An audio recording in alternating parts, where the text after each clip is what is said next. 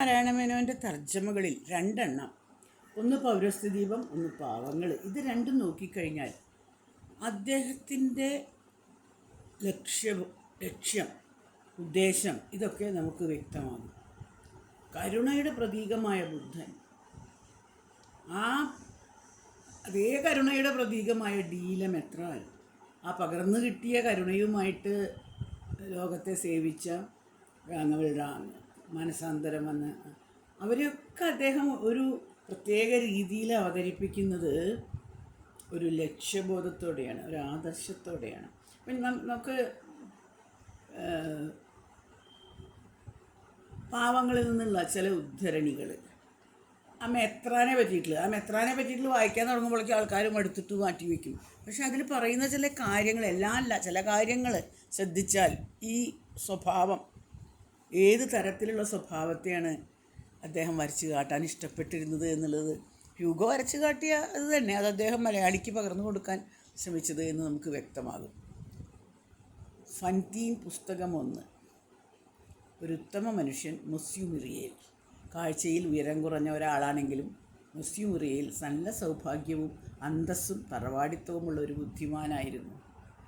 ആലപ്പാടിനെ ഒരു പ്രാവശ്യം കണ്ടിട്ടുള്ള ആളുകൾക്ക് ഇതിൻ്റെ ആത്മാവിഷ്കാരം ശരിക്കും അതാ പറഞ്ഞ മറ്റുള്ള ഒരാളാണ് ഈ കവിയും.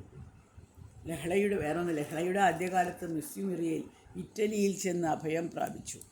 അദ്ദേഹത്തിൻ്റെ ഭാര്യ അവിടെ വെച്ച് മരിച്ചു. അദ്ദേഹത്തിന് കുട്ടികളില്ലായിരുന്നു. അതിനുശേഷം അദ്ദേഹത്തിൻ്റെ മനോഗതിക്ക് എന്തേ മാറ്റം വരാൻ? പഴയ കാലത്തെ ഫ്രഞ്ച് സമുദായത്തിൻ്റെ നാശം, സ്വന്തം കുടുംബത്തിന് പറ്റിയ അധപ്പതനം, 1793 വ്യസനകരങ്ങളായ കാഴ്ചകൾ, ഇതുകൾ സന്യാസത്തിൻ്റെയും വാനപ്രസ്ഥത്തിൻ്റെയും വിരക്തി അദ്ദേഹത്തിൽ പാകിയെന്നുണ്ടോ? പൊതുവിൽ പറ്റുന്ന കഷ്ടപ്പാടുകൾ തട്ടി ഭാഗ്യത്തിനും ആയുസ്സിനു തന്നെയും ഇടിവ് വന്നാൽ പോലും കുലുങ്ങാത്ത ഒരാളെ ഹൃദയമർമ്മത്തിൽ കുത്തി ചിലപ്പോൾ മലർത്തിയിടാറുള്ള അത്തരം ഗൂഢങ്ങളും ഭയങ്കരങ്ങളുമായ ആപത്തുകളിലൊന്ന് തൻ്റെ ജീവകാലം മുഴുവൻ മുങ്ങിക്കിടക്കുന്നു. നേരം പോക്കുകൾക്ക് ഇടയിൽ ആഹ്ലാദങ്ങൾക്കുള്ളിൽ അദ്ദേഹത്തെ കടന്നു ബാധിച്ചു എന്നുണ്ടോ? ആർക്കും അത് പറയാൻ വയ്യ. ഇതുമാത്രം നിശ്ചയമുണ്ട്, ഇറ്റലിയിൽ നിന്ന് മടങ്ങി വന്നപ്പോൾ അദ്ദേഹം ഒരു മതാചാര്യനായിരുന്നു.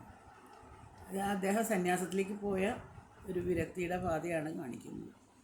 നെപ്പോളിയൻ ചക്രവർത്തി മൊസ്യു മിറിയേലിനെ കാണുന്നത് എങ്ങനെയാണ് ഹ്യൂഗോ വിവരിച്ചിട്ടുള്ളത്.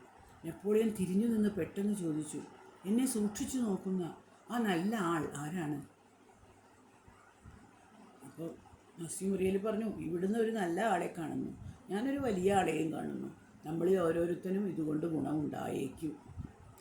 പരസ്പര കണ്ടുമുട്ടലിൽ എന്തോ ഒന്ന് ഒളിഞ്ഞു കിടക്കുന്നുണ്ട് എന്ന്. അതുപോലെ മത്രാൻ്റെ സഹോദരിയായ മദാം വസൽ ബപ്റ്റിസ്റ്റീൻ, അവരുടെ ആകൃതിയും പ്രകൃതിയും ഹ്യൂഗോ വിവരിക്കുമ്പോൾ ശരിക്കും അത് അവൻ്റെ സിസ്റ്ററായിട്ടുള്ള എൻ്റെ അമ്മമ്മയുടെ രൂപം പോലെയാണ് ഉള്ളത്. മദാം വസൽ ബപ്റ്റിസ്റ്റീൻ വീണ്ടും നീണ്ട് വിളർത്ത് മെലിഞ്ഞ് സൗമ്യ പ്രകൃതിയിലുള്ള ഒരു സ്ത്രീയാണ്. വഴിയെ ഉള്ള ഓരോ വ്രതങ്ങളും നോമ്പുകളും മാത്രമായിരുന്നു അവരുടെ ജീവിതം. ഒടുവിൽ അവളുടെ മുഖത്തിനും ദേഹത്തിനും ഒരുതരം വിളർപ്പും സ്വച്ഛതയും വ്രതങ്ങൾ സമ്മാനിച്ചിരുന്നു. അങ്ങനെ പ്രായം ചെന്നതോടുകൂടി സൗശീല്യത്തിൻ്റെ സൗന്ദര്യം എന്ന് പറയാവുന്ന ഒന്ന് അവൾക്കുണ്ടായി വന്നു. ചെറുപ്പത്തിലെ ചടപ്പ് പ്രായം ചെന്നപ്പോഴേക്കും ഒരു സ്വച്ഛതയായി. എന്നല്ല, ആ സ്വച്ഛത അവളുടെ ദിവ്യത്വത്തിന് പുറത്തേക്ക് പ്രകാശിക്കാൻ ഒരു സഹായകമാവുകയും ചെയ്തു. ആ പുണ്യവതി ഡീലമെത്രാനെ ഒരേ സമയത്ത് തന്നെ സഹോദരനായും മെത്രാനായും കരുതിപ്പോന്നു. ദേഹത്തെ സംബന്ധിച്ചിടത്തോളം തൻ്റെ സുഹൃത്ത്, പള്ളിയെ സംബന്ധിച്ചിടത്തോളം തൻ്റെ ഗുരു. അദ്ദേഹത്തെ അവൾ സ്നേഹിക്കുകയും പൂജിക്കുകയും മാത്രം ചെയ്തു പോന്നു. അദ്ദേഹം എന്തു പറഞ്ഞാലും അവൾ അത് സവിനയം സംവദിക്കും. അദ്ദേഹം എന്തു പ്രവർത്തിച്ചാലും അവൾ അതിന് യോജിക്കും. 1500 ഫ്രാങ്ക് കൊണ്ട് ആ 2 വൃദ്ധകളും ആ വൃദ്ധനും ദിവസം കഴിച്ചു. എന്നല്ല, ഗ്രാമത്തിലെ ഒരു മതാചാര്യൻ വന്നാൽ അയാളെ സൽക്കരിക്കലും മെത്രാൻ ഇതുകൊണ്ട് കഴിച്ചിരുന്നു. മദാം മഗ്ലറുടെ പിശുക്കിപ്പിടിച്ച ചെലവിടലിനും ഗൃഹഭരണത്തിൽ മദാം വസൽ ബപ്റ്റിസ്റ്റീൻ്റെ ബുദ്ധിപൂർവമായ മേൽനോട്ടത്തിനും നാം നന്ദി പറയുക. വരണ്ട ഭൂമിയിലെ വെള്ളം പോലെ എത്ര പണമെങ്കിലും കിട്ടിക്കൊള്ളട്ടെ, അദ്ദേഹത്തിൻ്റെ കയ്യിൽ ഒന്നുമില്ല. ഉടനെ തന്നെ അദ്ദേഹം കൈ കമിഴ്ത്തു, ആളുകൾക്ക് ദാനം ചെയ്തിട്ടേ. അദ്ദേഹം ചിരിക്കുമ്പോൾ ഒരു സ്കൂൾ കുട്ടിയുടെ ചിരിയാണ് എന്ന് തോന്നും. മദാം മഗ്ലോർ അദ്ദേഹത്തെ മഹാത്മാവ് എന്നാണ് വിളിക്കുക. ഒരു ദിവസം തൻ്റെ ചാരുകസേരയിൽ നിന്ന് എണീറ്റൊരു പുസ്തകമെടുക്കാൻ അദ്ദേഹം വായനശാലയിലേക്ക് പോയി. അത് ഒരു മുകൾ തട്ടിലായിരുന്നു. മെത്രാൻ ഏതാണ്ട് ഉയരം കുറഞ്ഞ ആളായിരുന്നത് കൊണ്ട് അത് എടുക്കാൻ കഴിഞ്ഞില്ല. മദാം മഗ്ലോർ അദ്ദേഹം പറഞ്ഞു, ഒരു കസാല ഇങ്ങോട്ട് എടുക്കൂ, എൻ്റെ മഹാത്മത ആ പുസ്തകത്തട്ടിലോളം എത്തുന്നില്ല. ചെറിയൊരു നർമ്മം അങ്ങനെയുള്ള ആളാണ്. സന്ദർഭം പോലെ ആളുകളെ പതുക്കെ കളിയാക്കുന്നതിലും അദ്ദേഹത്തിന് സവിശേഷമായ സാമർഥ്യമുണ്ട്. അതിലെല്ലാം മിക്കപ്പോഴും ഒരു ഗൗരവപ്പെട്ട അർത്ഥം ഒളിച്ചു കിടക്കുന്നുണ്ടാവും. ധർമ്മം കൊടുത്താൽ സ്വർഗം കിട്ടുമെന്നും നരകം ഒഴിവാക്കാമെന്നും ഒരു പ്രസംഗം കേട്ടിട്ട് ഒരാൾ യാചകന്മാർക്ക് ഓരോ സൂ എന്ന് പറഞ്ഞാൽ 4 പൈസ വിലയുള്ള ചെമ്പ് നാണ്യമാണ് ഫ്രാൻസിൽ കൊടുക്കുന്നത് കണ്ടിട്ട് മെത്രാൻ സഹോദരിയോട് പറഞ്ഞു, അതാ മൊസ്യു ഗബറാങ് ഓരോ നാണ്യത്തിന് സ്വർഗം മേടിക്കുന്നു. അതിനൊക്കെ കളിയാക്കുകയും ചെയ്യും. അങ്ങനെ കുറച്ചൊരു നർമ്മബോധമുള്ള ആളുമാണ്.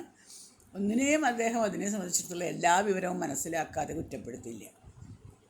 അദ്ദേഹം പറയും, തെറ്റുകൾ നടന്നുപോയ വഴി പരിശോധിക്കണം. തപോനിഷ്ഠയ്ക്ക് കാണാറുള്ള ചീറ്റലുകളൊന്നും അദ്ദേഹത്തിനില്ലായിരുന്നു. മനുഷ്യന് അവൻ്റെ മേൽ അവൻ്റെ ദേഹമുണ്ട്. അതിൻ്റെ അനുസരണത്തിൽ കൂടിയും എന്തെങ്കിലും തെറ്റുണ്ടായിരിക്കാം. പക്ഷെ ആ ചെയ്യപ്പെടുന്ന തെറ്റ് ക്ഷമിക്കത്തക്കതാണ്. അതൊരു വീഴ്ച തന്നെ. പക്ഷേ ആ വീഴ്ച കാൽമുട്ടിന്മേലാണ്. അത് വന്ദനത്തിൽ ചെന്ന് അവസാനിക്കും. ഒരു ഋഷിയാവുക എന്നത് വ്യത്യസ്തതയാണ്. ഒരു സത്യവാനാവുകയാണ് നിയമം. പക്ഷെ നിങ്ങൾ സത്യവാനായിരിക്കണം. കഴിയുന്നതും കുറച്ച് പാപം ചെയ്യുക.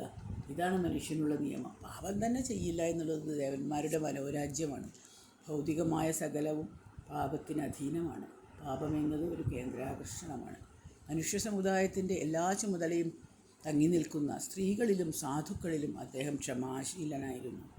അദ്ദേഹം ഒരിക്കൽ പറഞ്ഞു, സ്ത്രീകളുടെയും കുട്ടികളുടെയും ശക്തിയില്ലാത്തവരുടെയും ദരിദ്രരുടെയും അക്ഷരജ്ഞാനമില്ലാത്തവരുടെയും തെറ്റുകൾ വാസ്തവത്തിൽ ഭർത്താക്കന്മാർക്കും അച്ഛന്മാർക്കും യജമാനന്മാർക്കും ശക്തന്മാർക്കും ധനവാന്മാർക്കും അറിവുള്ളവർക്കുമുള്ള തെറ്റുകളാണ്. അറിവില്ലാത്തവരെ കഴിയുന്നിടത്തോളം കാര്യങ്ങൾ ഗ്രഹിപ്പിക്കുക, പ്രതിഫലമില്ലാതെ പഠിപ്പിച്ചു കൊടുക്കാത്തത് സമുദായത്തിൻ്റെ പക്കൽ തെറ്റാണ്. അത് ബാക്കി വയ്ക്കുന്ന അന്ധകാരത്തിന് അതുതന്നെയാണ് ഉത്തരവാദി. ജീവാത്മാവ് തികച്ചും നിഴലുകളാൽ നിറയപ്പെട്ടിരിക്കുന്നു. അതുകൊണ്ട് അത് പാപം ചെയ്തു പോകുന്നു. പാപം ചെയ്തവനല്ല തെറ്റുകാരൻ, ആ നിഴലുണ്ടാക്കിയവനാണ്. ഒരു സ്ത്രീയെ പറഞ്ഞു പറ്റിച്ച് അവളിൽ സപത്നി മത്സരം ഉണ്ടാക്കി അവളെക്കൊണ്ട് ഭർത്താവിനെതിരെ മൊഴി കൊടുപ്പിച്ച് ഭർത്താവിനെ ശിക്ഷിപ്പിച്ച ഗവൺമെൻറ് വക്കീലിൻ്റെ സാമർഥ്യത്തെക്കുറിച്ച് ആളുകൾ പുകഴ്ത്തിപ്പറയുന്നത് കേട്ട മെത്രാൻ പ്രതികരിക്കുന്നത് ഹ്യൂഗോ വരച്ചു കാട്ടുന്നു. അദ്ദേഹം ചോദിച്ചു, എവിടെയാണ് അപ്പോൾ അവരെ വിചാരണ ചെയ്യേണ്ടത്? സെഷൻ കോടതിയിൽ. അപ്പോൾ അദ്ദേഹം തുടർന്ന് പറഞ്ഞു, ആട്ടെ, ആ ഗവൺമെൻറ് വക്കീലിനെ എവിടെ വിചാരണ ചെയ്യും? ഇങ്ങനൊരു കള്ളത്തരം ചെയ്തിട്ട് സാക്ഷി പറയിപ്പിച്ചതല്ലേ, അയാളെ എവിടെ വിചാരണ ചെയ്യും? അങ്ങനെയുള്ളൊരു ക്യാരക്ടറാണ് മെത്രാൻ്റെ. ഏറ്റവും വൈശിഷ്ട്യമുള്ളതാണ്, മനസ്സിലാക്കാൻ ഏറ്റവും പ്രയാസമുള്ളത്. മെത്രാൻ്റെ ഈ പ്രവൃത്തിയെപ്പറ്റി സംസാരിക്കുമ്പോൾ ഇതെല്ലാം നാട്യമാണ് എന്ന് അഭിപ്രായപ്പെടുന്ന ചില പരിഷ്കാരികളും ഉണ്ടായിരുന്നു. വിസ്തൃതി കൊണ്ട് ദുഃഖത്തെ മറയ്ക്കുവാനല്ല അദ്ദേഹം നോക്കാറ്, അതിനെ പ്രത്യാശ കൊണ്ട് വലുതാക്കി ഗൗരവപ്പെടുത്താനായിരുന്നു. അദ്ദേഹം പറഞ്ഞു, മരിച്ചവരെ പറ്റി വിചാരിക്കുന്നത് നിങ്ങൾ മനസ്സിരുത്തണം. നശിച്ചു പോകുന്ന ഭാഗത്തെക്കുറിച്ച് ചിന്തിക്കരുത്. ഇടവിടാതെ സൂക്ഷിച്ചു നോക്കുക. മരിച്ചുപോയ പ്രേമഭാജനങ്ങൾക്കുള്ള ശാശ്വതമായ തേജസ്സിനെ സ്വർഗത്തിൻ്റെ അന്തർഭാഗത്ത് നിങ്ങൾ കണ്ടെത്തും. ആ ശരീരത്തിനെ അല്ല, ആത്മാവിനെയാണ് പറയുന്നത്. മുസ്ലിം റിയലിൻ്റെ ഗൃഹജീവിതം നല്ല വിചാരങ്ങളെ കൊണ്ട് നിറഞ്ഞിരുന്നു. ചിലപ്പോൾ തോട്ടത്തിൽ കിളയ്ക്കും, പിന്നെയും എഴുതുകയോ വായിക്കുകയോ ചെയ്യും. ഈ രണ്ടിനും ഒരു പേരാണ് അദ്ദേഹം പറയുക, കൃഷി. അദ്ദേഹം പറഞ്ഞിരുന്നു, മനസ്സൊരു തോട്ടമാണ്. തെളിവുള്ള ദിവസമാണെങ്കിൽ അദ്ദേഹം പുറത്തേക്ക് ഇറങ്ങും. പട്ടണത്തിലോ നാട്ടുംപുറത്തോ ഒന്നുമില്ലാത്തും തനിക്കുള്ള മനോരാജ്യങ്ങളിൽ മുഴുകി കീഴ്പോട്ട് നോക്കി തൻ്റെ നീളമുള്ള വടി കുത്തിക്കൊണ്ട് ചിലപ്പോൾ വല്ല തുന്നിക്കൊടുത്ത കടലാസിലോ വല്ല വലിയ പുസ്തകത്തിൻ്റെ വക്കിലോ കുറേ നേരം എഴുതും. അദ്ദേഹം എഴുത്തുകാരനും ഏതാണ്ട് പണ്ഡിതനുമായിരുന്നു. അളമാറി പുസ്തകങ്ങൾ നിറഞ്ഞ് ചില്ലുവാതിലുള്ളൊരു വലിയ ചുമർക്കൂടാണ്.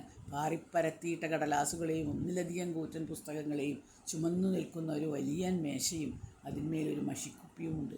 ആ മേശയ്ക്ക് മുന്നിൽ ഒരു വൈക്കോൽ ചാരുകസേല കിടക്കുന്നു.